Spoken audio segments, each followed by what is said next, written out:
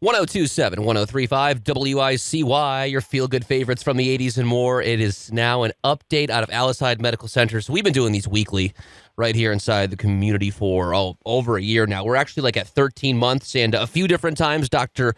Lisa Mark has joined us. She's the Chief Medical Officer over there at Hyde Medical Center. Good morning, Lisa. Good morning. How are you? Excellent, as always. I have to be for this, because we have such up-to-date, very informative conversations, and I want to be, on top and sharp and being able to soak in everything. Hopefully everyone else does as well. We're going to start off with Pfizer vaccine approval. This is for use in adolescents ages 12 to 15. Yes, this is a really big deal and great news for parents and looking towards the next school year, as well as for families who are concerned about the gap between vaccinated and unvaccinated people, mainly due to safety. In particular, this will do a lot to increase confidence that suggests that schools can function at low risk with regular preventive measures like masks and social distancing, and have some confidence in resuming some in-person activities. It'll really make us feel like we're returning to normal. Mm-hmm.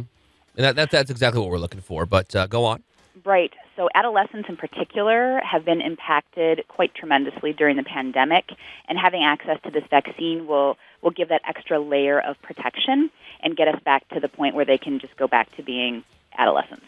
Right. And so something, when Matt Jones comes on, he does hospital updates. He always finds them. They're always there. And I guess we have one today from you, don't we? We do. I have a couple of things that the community should be aware of. Okay. Go right ahead. So primary care office hours. We're changing the office hours for all of our primary care offices and standardizing them so that people have easier access and we can connect with their primary care providers. So the beginning of this month, all offices moved to hours of operation from 8 a.m. to 5 p.m. Monday through Friday.